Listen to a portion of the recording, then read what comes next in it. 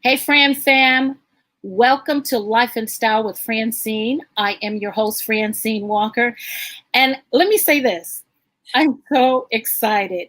You guys heard the news, right? This weekend, we have a new president and vice president. President elect Joe Biden and Vice President elect Kamala Harris. She said she may be the first Black woman to be in the White House, but she won't be the last. Amen.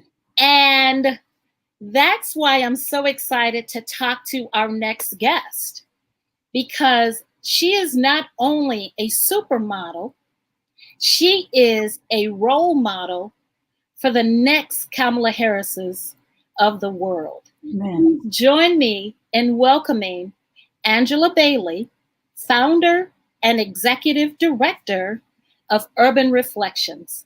Hey, Angela. Hello, Francyne. How are you? I am well. I'm in a good mood, just like you. I'm celebrating. I'll be celebrating for the next 4 years. I know. Isn't it just amazing? It's like this new energy. It's like, we just all want to get involved in one way or another. But the great thing is you're already doing the work.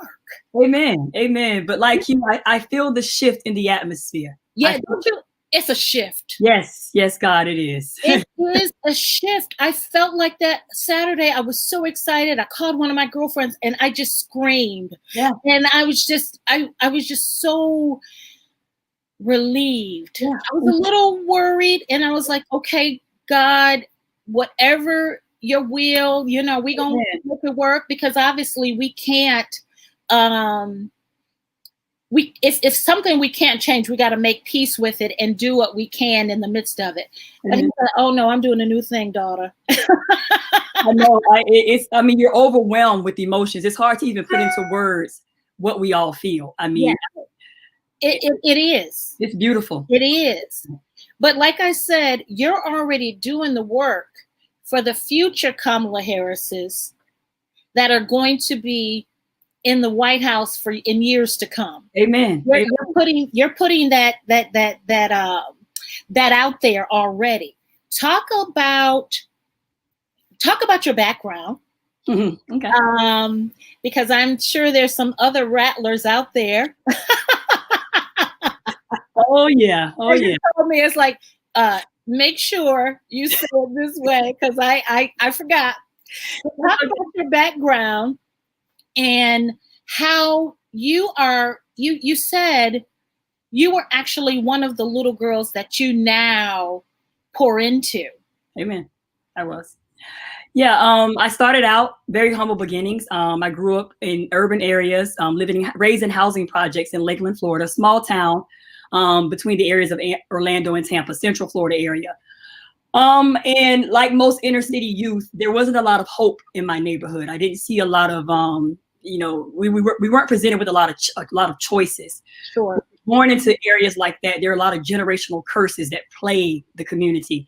And as a young woman, I just assumed my life would be a certain way based on what I saw around me. And prior to, my mother and my father had no high school education pretty much. I was a first generation high school graduate, then college graduate. So my point is, as a young woman, I lacked the resources. I didn't have the guidance. I didn't have the positive role models a lot in my life. I had a 5th grade teacher that changed the course of my life. Sure. He told me one day that you don't have to be what you see in your neighborhood. You do have choices outside of that. You can change the course of your life. And it meant something to me, and it stuck with me. And I still to this day have that teacher, a relationship with that teacher, and her words still follow me, and I share that with my students. But long story short, I created a program that provided the resources that I needed as a young woman. Trying to get out of college, I didn't have anyone in my family to talk to about, college choices and what I needed for college and different things like that. Just the little things that some people tend to take for granted.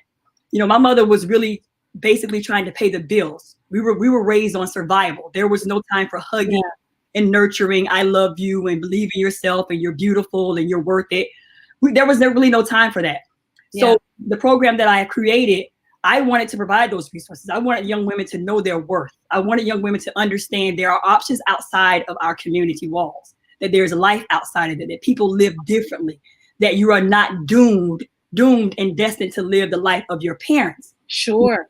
So that's what Urban Reflections is. It's a full service mentoring organization that, again, I wish I had growing up. Someone that could have assisted me with getting ready for college, making choices, understanding what my life was all about, providing me with the tools I needed to build my self-esteem and confidence, because self-esteem and confidence is a major weakness for most of us. It is, both men and women. And we don't address it enough. You know, it affects our mental health, it affects our relationships, it affects our life. So our main focus is building self-esteem and confidence first. We build girls from the inside out, and we've been doing it for about 20 years now, 2 decades. 20 years, Angela? Yes, ma'am. Wow. So we already got some Kamalas in the making. Oh, yes, waiting. Yes, we do. You know, after her 8 years are up. You know, did I put it out there? Well, I don't know, that's girl. You got to speak it into existence. Yes, you know, wait a minute, or 16, depending on how you look at it, because you can be VP for 1 term and then president for 2 more. So, you know, but we need more little Angelas in the cabinet, in the, you know, in the law offices and whatnot, which is a very interesting segue, because you said when you were at, let me say it right, because I know some rattlers and they will get at me. Right? Damn you. Yes, ma'am. Not what I said. Not Samu. But you aspired, even in the midst of growing up and really focused on surviving and not thriving, because, you know, like a lot of us, our parents were preoccupied with putting food on the table and making sure you had you went to sleep and went to school. Amen. So, but you had aspirations to be an attorney, go into politics. Yes. So it's so divine that I would have this conversation with you today, you know, where we have someone with that similar background in the White House. I just love saying that. Yeah, you're right. That was my first dream. At 12 years old, I knew there was something different about me early on. Leadership skills I didn't know it was leadership back then, but I wanted to be president. 12 years old, that was the first thing I told my mother. I wanted to be the president of the United States. Yeah. So all of this is very surreal for me. It's like you said, I'm overwhelmed with emotions. I think about Shirley Chisholm, Stacey Abrams. I mean, the of the woman right now. It's the decade. I mean, this is our decade, honey. This belongs to us. The future is female. Yes, ma'am. Yes, ma'am. The future is female. The feminine energy, it is allowed to be ushered in, long overdue for a lot of us, right? But it had to happen. It had to. Otherwise, this nation, I shudder to think what was going to happen if we had not allowed the feminine energy, the divine feminine energy, to rule. Yeah. Come in and, you know, because we are natural nurturers. Amen. And I know a lot of times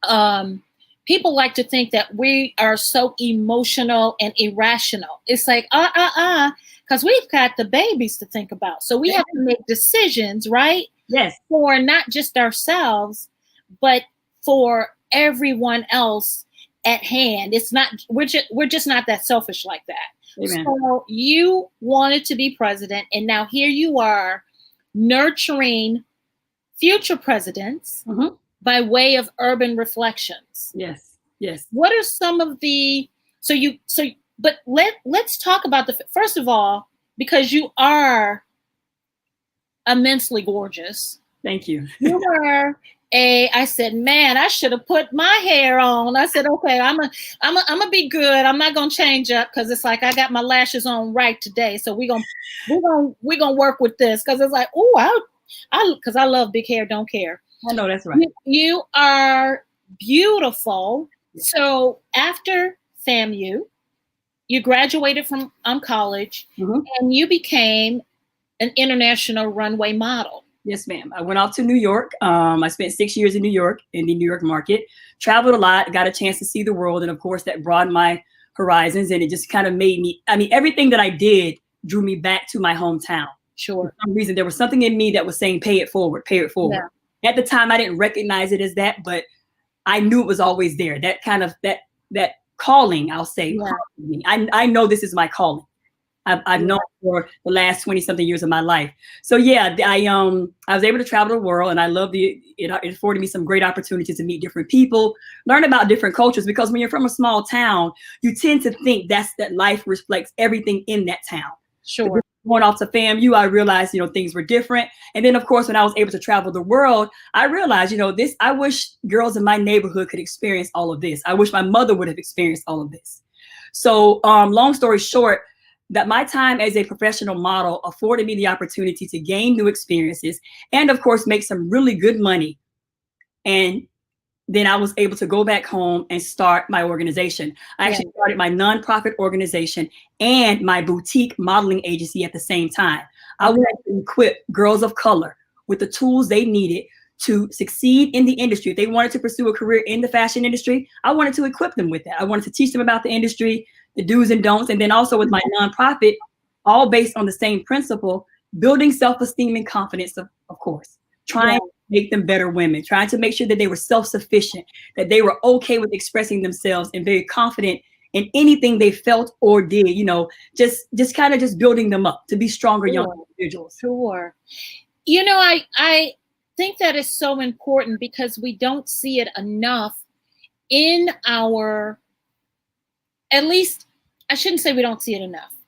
We can certainly use more of this mentoring, of the mentoring that you offer, because a lot of times it just feels like, and I've observed, and just read different think pieces and whatnot, where we adultify our young women, and make them feel as if they can't relish in their self-worth. It's seen as being fast, or it's seen as being stuck up. And it's like, no, you are amazing. And you need to walk into this room like you are amazing. You need to strut, you need to feel like on top of the world. And that should happen more. Don't you think? Where it's like our young women need to feel, especially in a patriarchal society. Amen. We want to push our young girls and ultimately women back into the back and not shine. It's like, oh, no. Go to the background. So what are some of the services that you offer to enable young women to feel their absolute best and reinforce that? Because a lot of times, as you talked about, you didn't get that at home. You got that from your 5th grade teacher. You knew it was something inside of you that was a leadership, that had leadership qualities. You couldn't identify it, but you knew there was something different. And it took someone else, your 5th grade teacher, seeing that and reminding you or enlightening you, that there were options. And how you have to, once you understand there are options, do you feel like that you need to guide people along the way to take advantage of those options? Because our environments can play such a crucial role in preventing us from taking advantage of those options. You're right. And most of us feel that we can't. I mean, you're talking about most of the children that we deal with are coming from homes that are, where they're being raised by a single mom who's actually broken, who hasn't built her own self-esteem, who doesn't even know her own self-worth. So when you say what kind of tools we provide, initially we just come in, we assess our students. All of them are different. They all have different backgrounds and different experiences.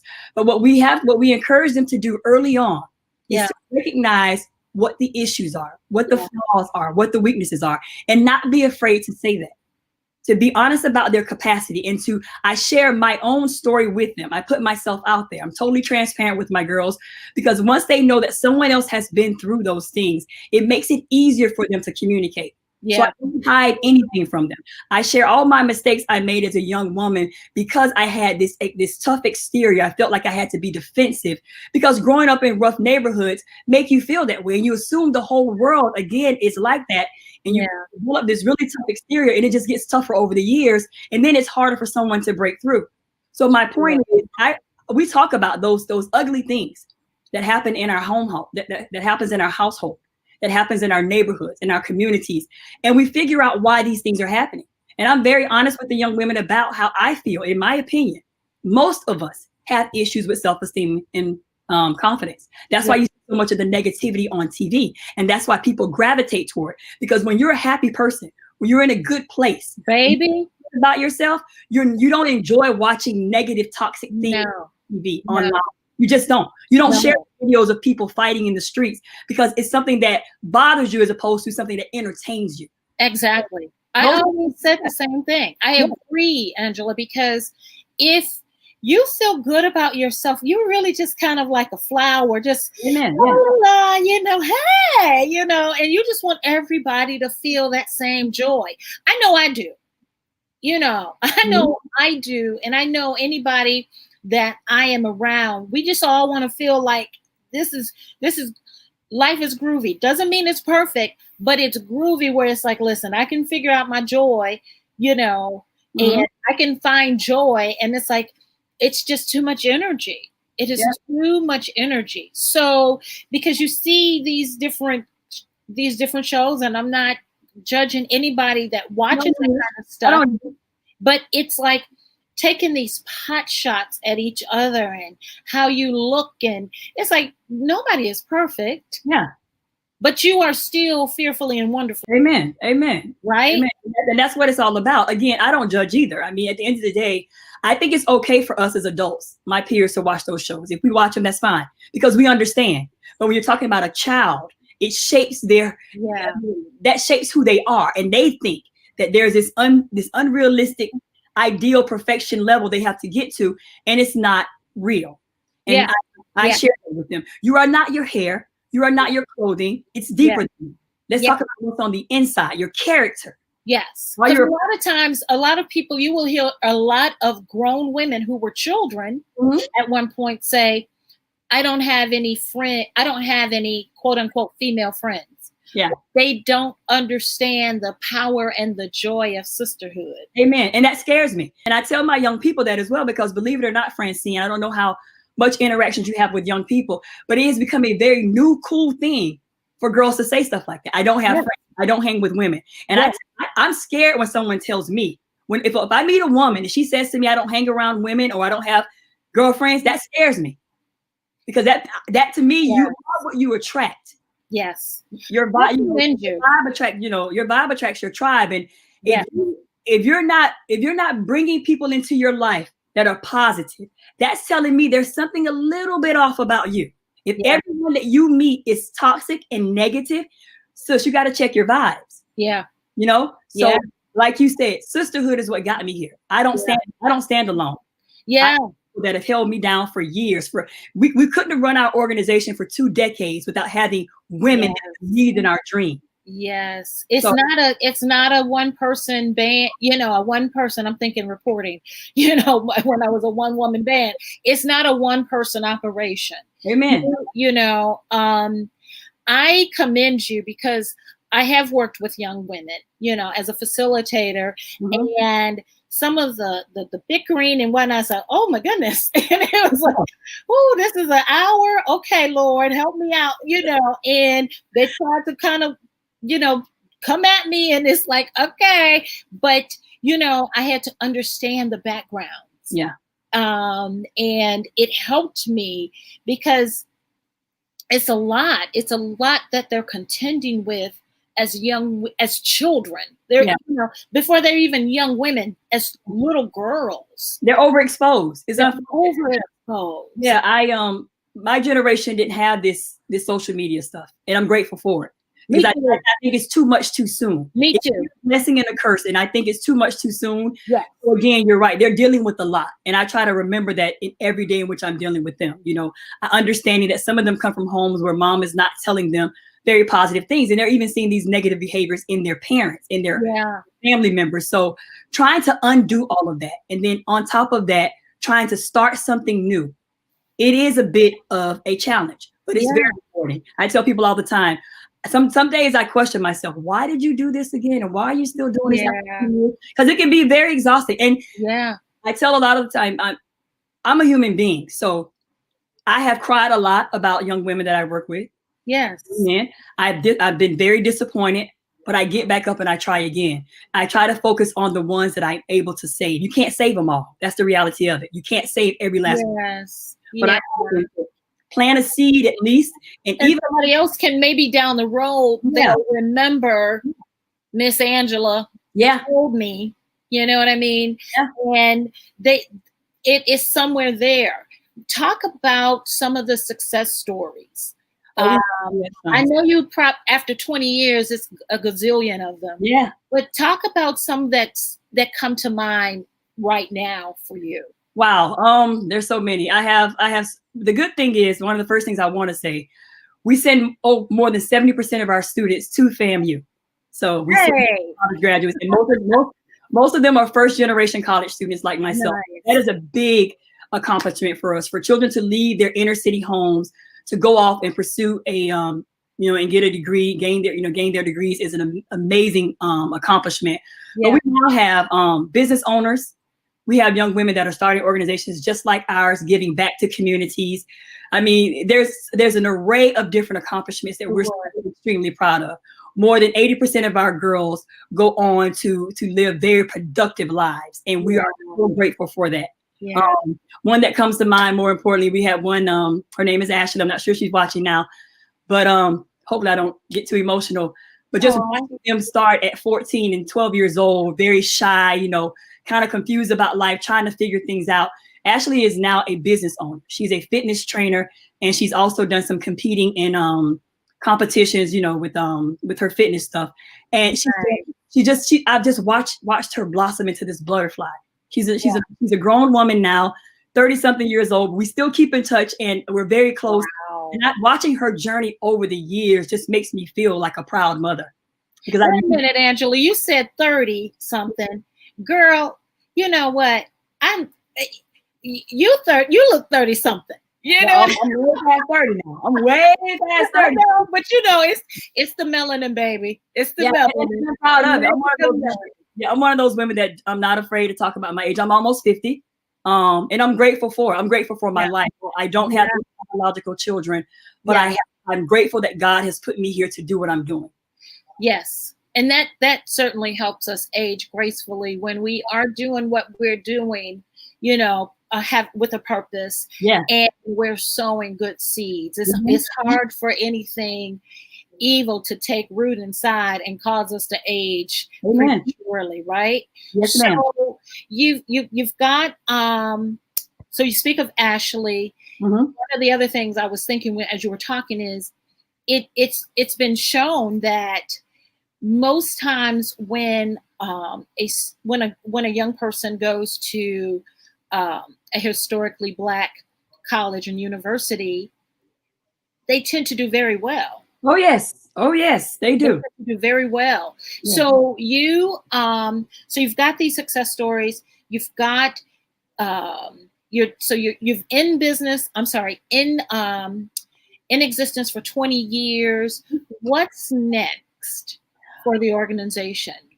What's some things you want to add? Because do these young girls come through a program and they stay with you for a period, or are they just passing through? How does that work? Okay, I'll answer both questions. And I'm sorry to do that, to just bombard you with two questions. No. I love the questions because those are the things I wanted to make sure that I communicated. We have expanded our efforts to include young men over the last year. This year we started. The girl's going to marry. Yeah, I know that's right. But then we realized that working with the young women, my sister and I started the organization together, and we only focused on girls because we were women. We felt like we knew their plight better. I'm from the old school of thought where I feel like there's not a whole lot a woman can teach a young man about being a man. Yes. So we focus on girls only exclusively. But now we have included our efforts to include young men, and we're also expanding our efforts to the Caribbean islands. We have divisions in the Bahamas and Antigua for now, and then we're going to expand to Jamaica and Haiti later. Overall, my long-term goal is to have an all-girls school in Africa. As it relates to the young women how they come to the program, they're considered lifers. Once you enter our program, you can stay in as long as you like. Okay. Like I said, I have young women that are in the program that are still with me, and they're 30 plus. We never close our doors. No. And that's why I wanted to create my own thing, because I knew the other things that I looked into prior to me starting my own had limitations. I wanted to be able to help. I wanted to be a resource for that child for their lifetime, as long as they wanted. Yeah. So that's pretty much to answer your question. And the program itself, young women come to us from community centers. Sometimes schools recommend them. Churches, we work with different faith-based organizations. And then sometimes just within the community itself, people know about the program. They understand the services we provide. And of course, word gets out by word of mouth, and people join. I mean, we've never had a shortage of young women to work with at all. So yeah, from different methods, but yeah. How is the program as it relates to the young boys? Is that fairly new? How is that working? It's fairly new. We've been running the boys program since the beginning of the year. Okay. And actually my husband runs the boys program. We have a staff of young men that work with our young boys, counselors, facilitators. So it's pretty much exactly like our all girls program. It's just, of course, the lessons are male based, they're male focused. Now, are they kept separate from? Yeah, for the most part. There are times when we bring them together. Yeah. But they're very limited. Less than 15% of the time that we bring them together. We focus on them separately. When we do our major events and our major fundraiser, we have a major fundraiser coming up, which is Give Miami Day. The girls and the boys are brought together for stuff like that. Okay. And that is November 19th? November 19th. You can give now. We have Give Miami Day is November 19th. It is an online virtual fundraiser. And you can go to our website to get more information or check us out online. And also, if anyone is interested in giving to the organization, they can give now, and there's different links that we can provide them with. Our website, you can provide you can make donations there. Okay, because I have the website on the screen as www.urinc.org. Yes, ma'am. And those links that they can, whether it's Cash App, PayPal, credit card, and any other form of funding, they can go right to that website and that's the 19th. So that's next week, right? Yes, next week. Time is flying. Next week. Wow. The time is flying, girl. It's like I gotta figure out. I gotta plan my menu for Thanksgiving.